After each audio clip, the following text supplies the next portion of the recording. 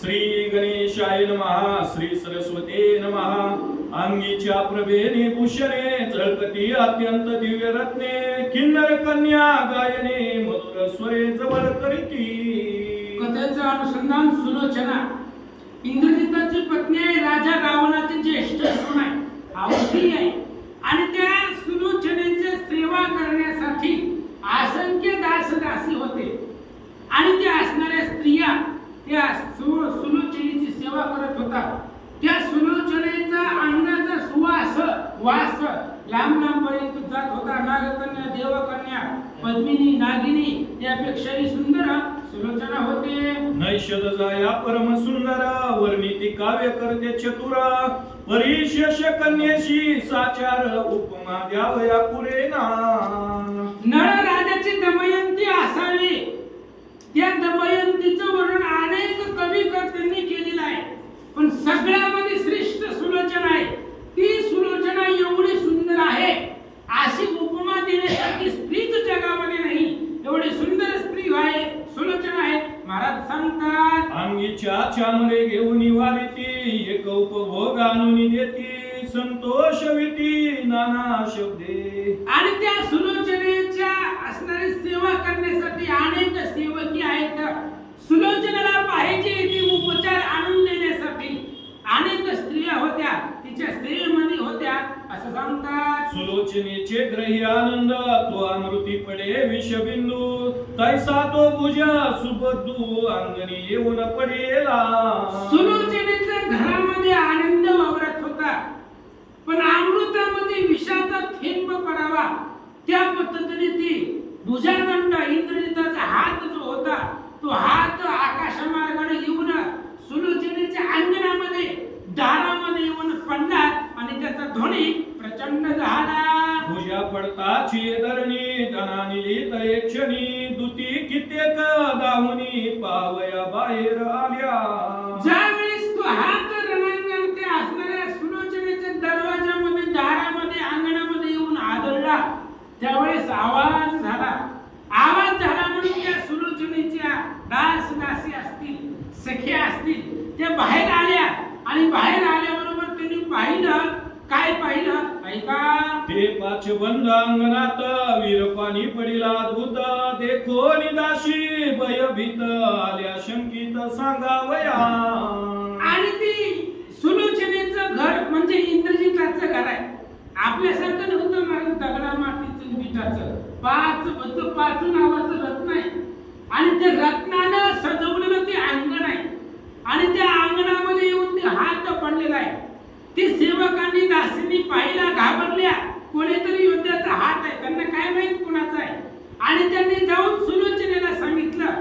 सुलोचनेच्या मनामध्ये शंका आली. का आपला बी नवरा घरात गेलेला आहे म्हणून तिच्या मनामध्ये शंका आली.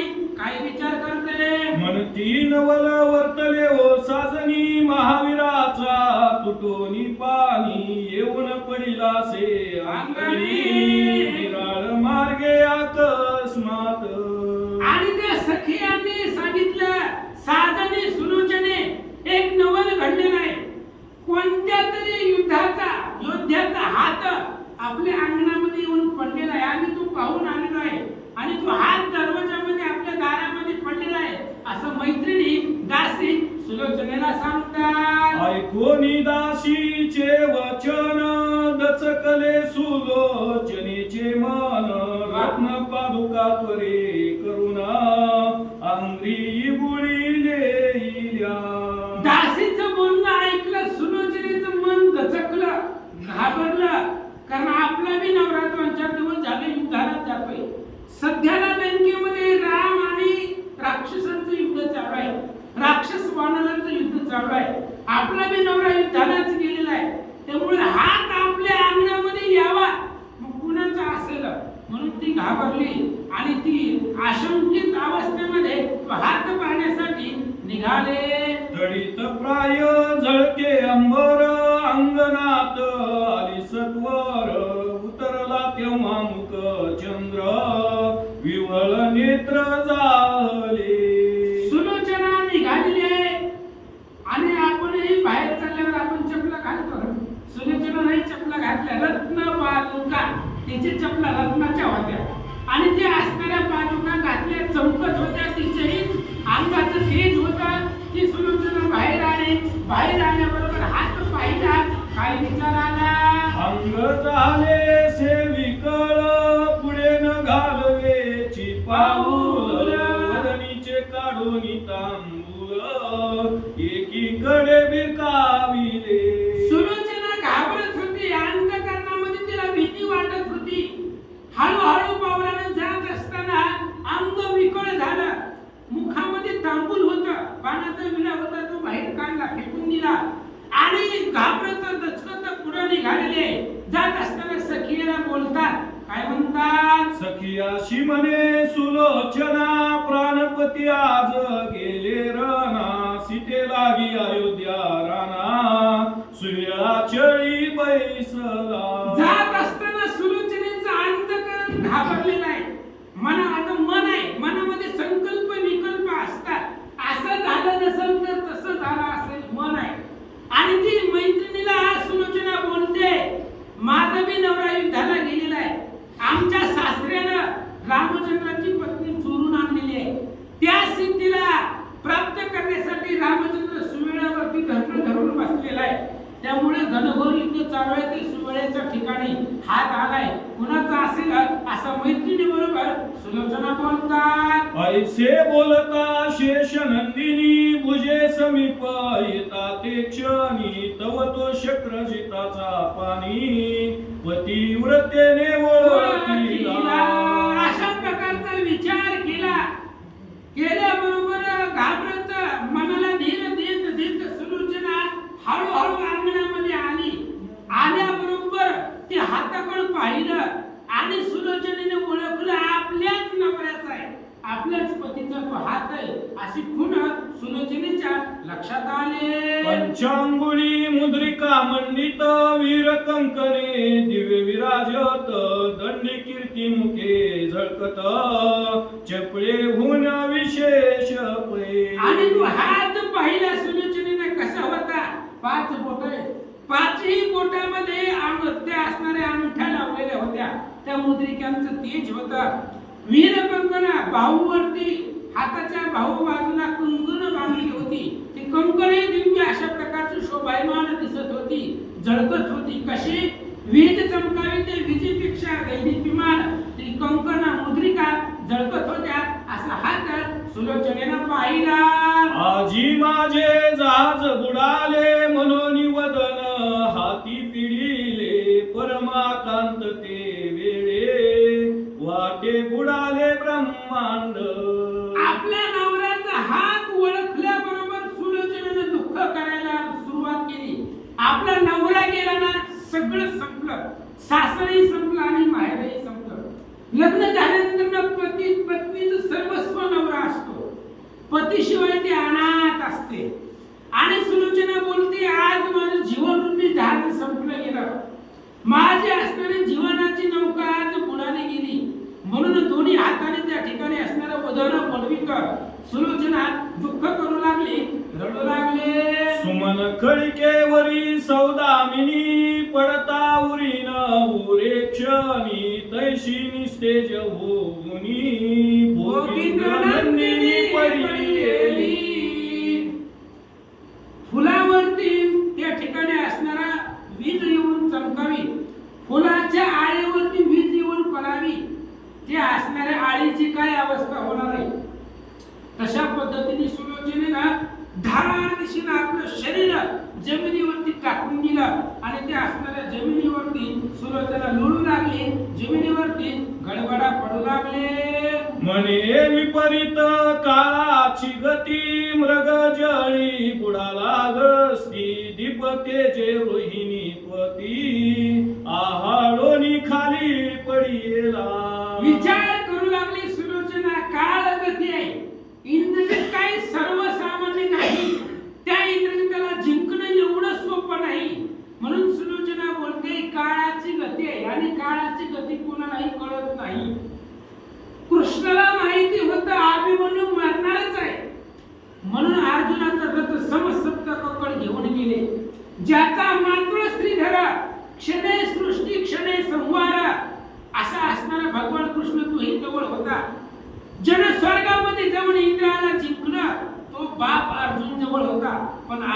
वाचवता कुणाला आलं नाही. काळाची गती आहे. सुलोचना विचार करते माझा नवरा त्रैलोक्यामध्ये अजिंक्य आहे, पण त्या मृगजळाला मृगजळामध्ये अगस्ती बुडावा. अगस्ती मृगजळामध्ये बुडू शकत नाही. अगस्ती ऋषीने निश्चिती सोशियेला अपंपती जन समुद्राचं प्रश्न केला, मृगजळामध्ये कसा बुडेल, तसा माझा नवरा कसा मेला असा विचारात सती सुलोचना करू लागले. तम कुपी बुडाला तरणी पारशे सिंह धरी लावणी पिपिलिकेने मुखी घालुनी मेरू कैसार गडीला. अंधारामध्ये सूर्य बुडू शकत नाही. पाडसानं सिंह धरला.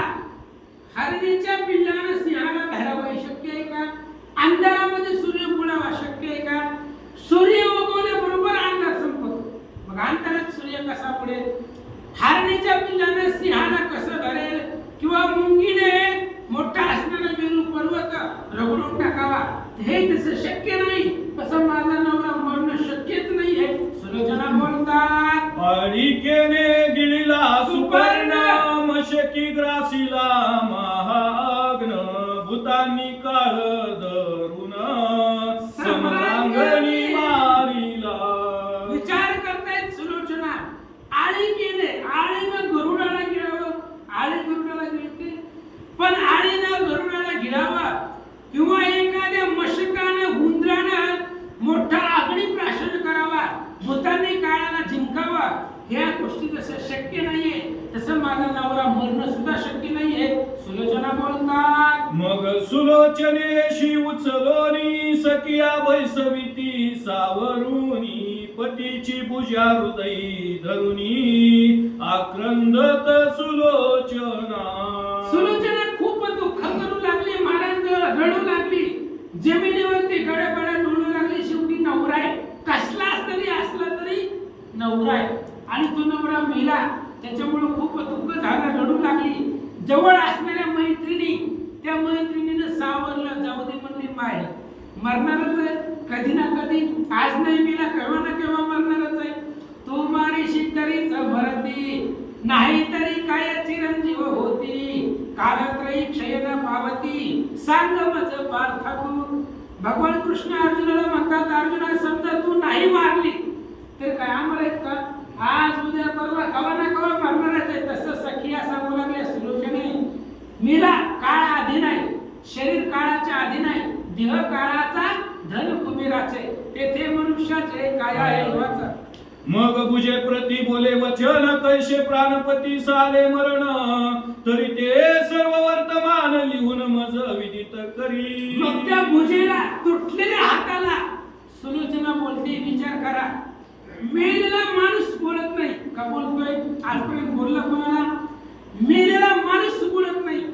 मेलेल्या माणसाचा फक्त हात आहे, आणि त्या हाताला सुलोचना बोलते, माझा नवरा कसा मेला मला या तुटलेल्या हाताने सांगावं, म्हणजे तुटलेल्या हाताकडून लिहून घ्यावं, तुटलेल्या हाताने वृत्तांत सांगावा, अशी अपेक्षा सुलोचना पतिव्रतेच्या बळावरती त्या हाताला बोलते. पती चरणी माझे मन जरी असेल रात्रंदिन तरीच पत्री लिहून वर्तमान दृश्य करी. सुलोचनेनं त्या हाताला हात जोडले आणि सुलोचना बोलते, माझं मन जर पतीच्या चरणावरती रात्रंदिवस माझ्या नवऱ्याशिवाय जर मी दुसऱ्या कोणाचा विचारही केला नसेल तर त्या तुटलेल्या हाताने मला लिहून द्यावं, कणाकणामध्ये कुंपलीच्या ठिकाणी काय घडलंय ते मला या तुटलेल्या हाताने लिहून दाखवावं, असं सुलोचना बोलतात. हाटकरस पात्र पुढे ठेविले, बुर्जपत्र उकलोनी पसरिले, लेखनी हाती देता शीघ्र काळे भुजेने लिहिले ते समयी. आणि मग ज्यावेळेस सुलोचना बोलली त्यावेळेस थरथरली अचेतन शिर, ते अचेतन शिर ज्याच्यामध्ये चेतन आहे ते असणारं शिर थरथरलं गेलं. कसं थरथरलं 2 मिनिटांमध्ये सांगतो ऐका. ज्यावेळेस ते तिथे येऊन पडलं शिर, सुलोचनेने प्रार्थना केली, पण शेवटी मेलेल्या माणसाचा हात आहे, ते हात काही बोलणार नव्हता. म्हणून सुलोचनेने आपलं आराध्य दैवत कुलदैवत महादेवाची प्रार्थना केली.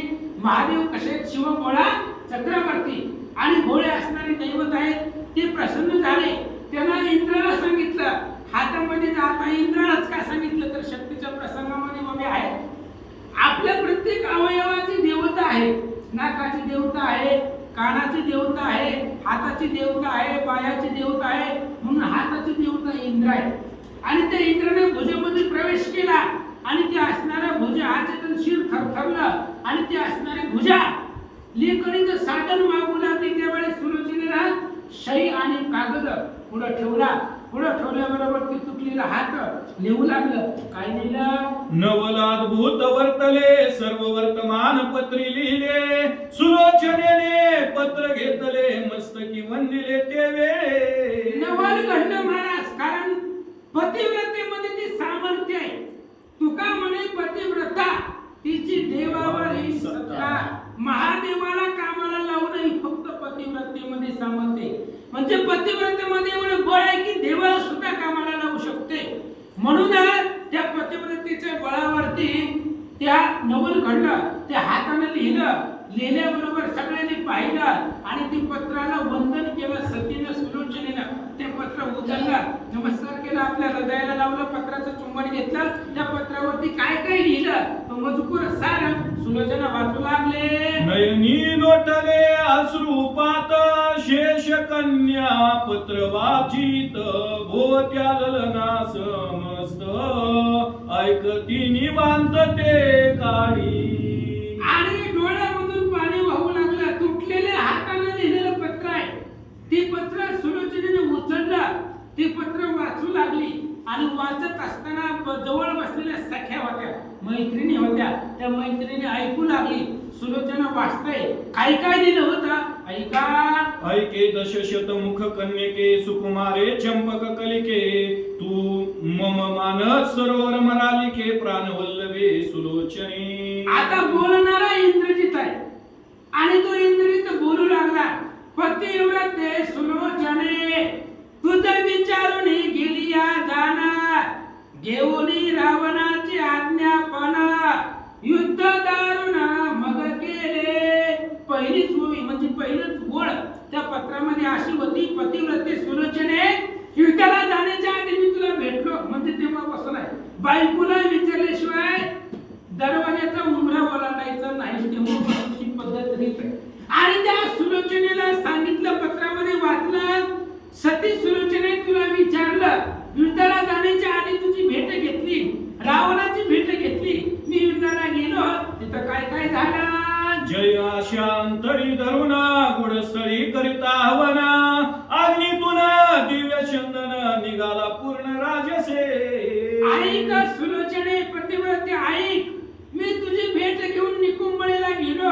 मनामध्ये जयाची आशा होती. विजय मिळावा ही आशा मनामध्ये धरून गेलो. निकुंबळेच्या ठिकाणी गेलो.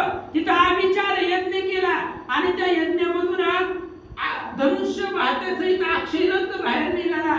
पण 4 मोठं रथ बाहेर निघायचा शिल्लक राहिला होता. तेव्हा काय झालं.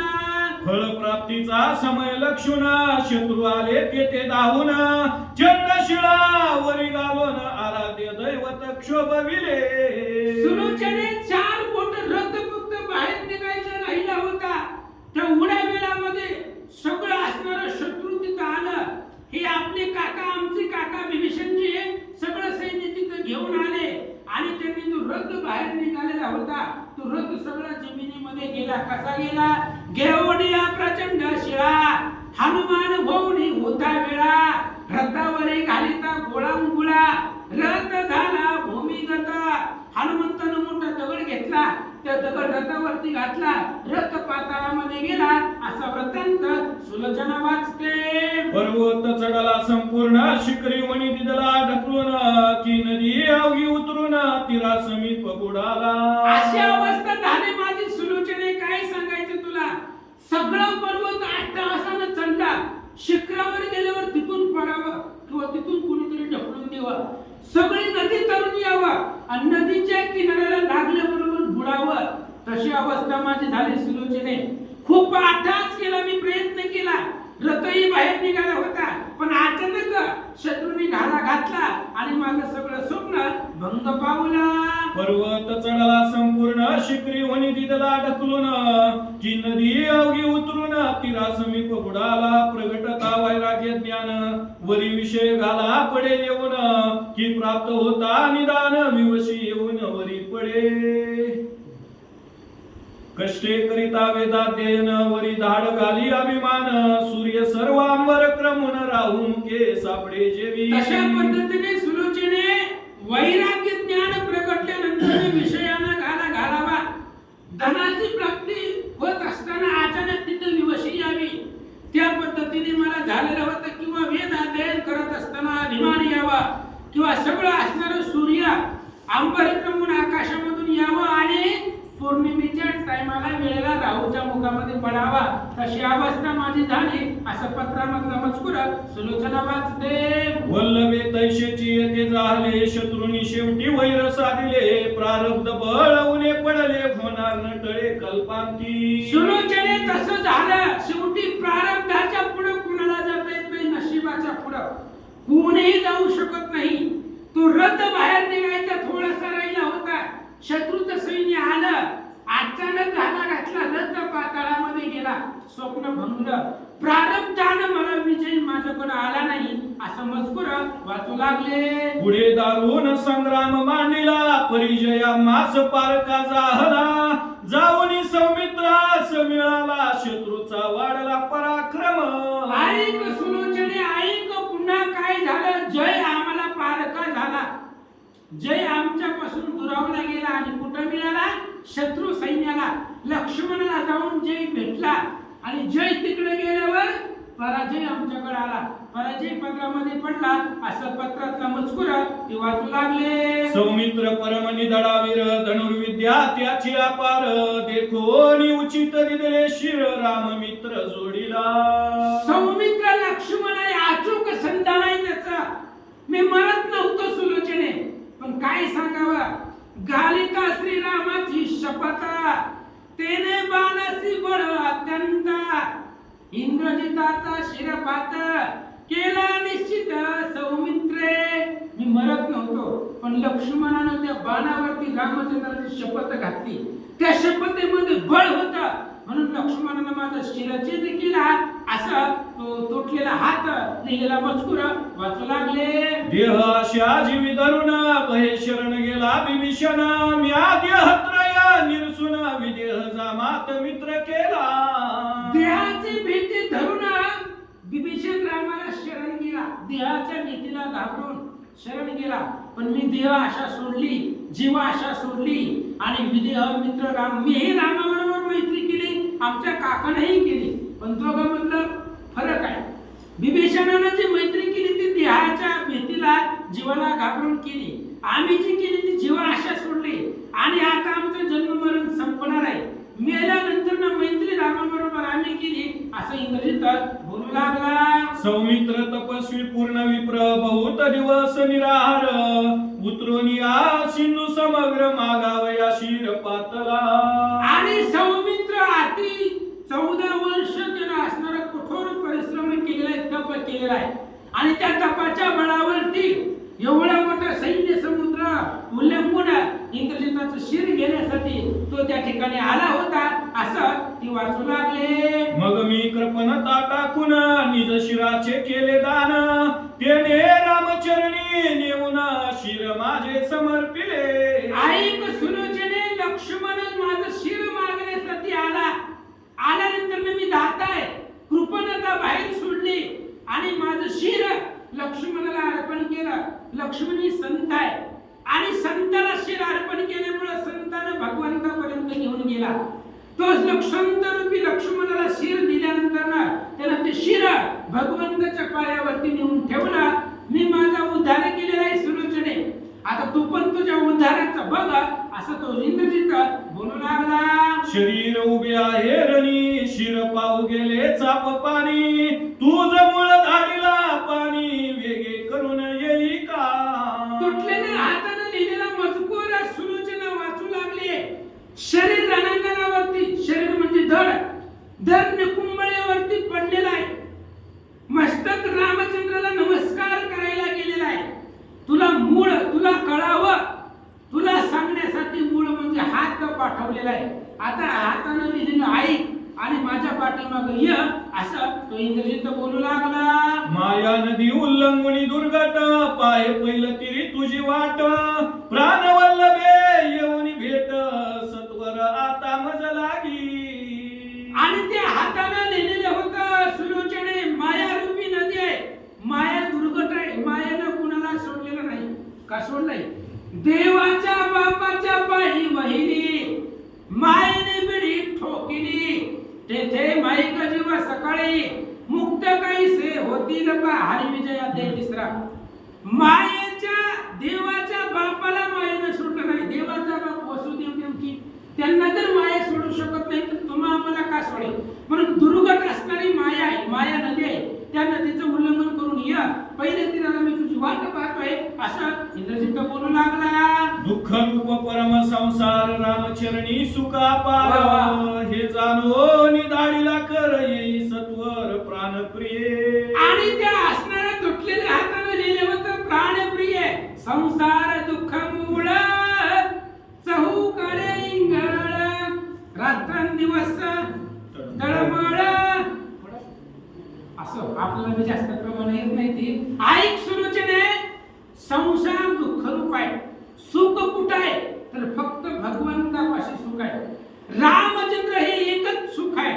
म्हणून रामाला जर सोडलं तर बाकी सगळं दुःखच आहे. माऊलीने सांगितलं हरी विना जन्म नरकाची पैल जाणार यमाचा पाहुणा प्राणी होय. बघा रामाला जर सोडलं तर यमाला बोलून सोयरीक किरण होईल. रामचंद्राला सोडणं म्हणजे यमाला बोलवून सोयरीक जोडवणं होईल. म्हणून बघा लक्षात घ्या, रामचंद्र एक सुख आहे आणि ते रामचंद्राच्या भक्तीमध्ये त्याच्या कथेमध्ये सुख आहे आणि त्याच्यामधलं कथेचं सुख तुम्ही घ्या. हे असणार काय गोरख महाराज कापसे यांनी हे असणारा ग्रंथ लावला आणि ग्रंथ लावून ज्ञानदानाचं काम तुमच्या सर्वांना ते त्यांच्या मार्फत करतायत. ग्रंथ त्यांनी लावला स्वतःच्या हितासाठी पण संपूर्ण गावाला ते ज्ञानदान करण्याचं काम करतायत. 2 मिनिटांमध्ये सांगतो, हे मृत्यूलोक आहे आणि हे मृत्यूलोक म्हणजे जंक्शन आहे. जंक्शन तुम्ही जंक्शनला गेला, आता स्टेशन आणि जंक्शन याच्यामध्ये फरक आहे. स्टेशनला गेला तर ठराविक ठिकाणाला तुम्हाला गाडी भेटते, पण जंक्शनला जर गेला तर कुठल्याही गावाला तुम्हाला रेल्वे भेटते. तसंही मृत्यूलोक जवळगाव म्हणजे एक जंक्शन आहे आणि या जंक्शन मध्ये आल्यानंतर कोणत्याही गावाला गाडी भेटते. तसे या जंक्शन रूपी आल्यानंतर इथं आपण ठरवायचं की तिकीट कुठलं काढायचं. स्वर्गाचं काढायचं, नरकाचं काढायचं, वैकुंठाचं काढायचं, कैलासाचं काढायचं आपल्या हातामध्ये, आपल्या हातामध्ये. आणि मनुष्य जन्माला आल्यानंतर 2 कामं करायचे. पहिलं मागचं फेडायचं, मागचं फेडावंच लागतंय. अनंत जन्माचे पाप फळले, अनेक जन्माचं पाप पुण्य असेल ते आपल्याला भोगावं लागतं. आपण म्हणतो दुःख आलं की आमच्या जीवनाला दुःख काय एवढा देव देव करून की पाठीमागचं आहे, म्हणून पाठीमागचं फेडायचंय आणि पुढचा जन्म सुखाचा मिळावा याच्यासाठी ही शुद्धरी कमवायचे. हे म्हणजे चार्जिंग आहे तर मोबाईलला चार्जर लागतंय, 2-3 तासाला चार्जिंग करावी लागते. तसं वर्षा 6 महिन्याला चार्जिंग करावं लागते देहाला. भगवंताची कथा म्हणजे ही चार्जिंग आहे आणि देहालाही असणाऱ्या शरीराला भगवंताच्या कथेची रूपी चार्जिंग करावं लागते. तेव्हा देह टिकतंय, तेव्हा देह चालतंय. हे देह चालवणं सुद्धा रामाच्या हातामध्ये आणि त्या रामकथेमध्ये सुख आहे. ऐका, कुंडली कवरधारी विठ्ठल श्री ज्ञानदेव तुका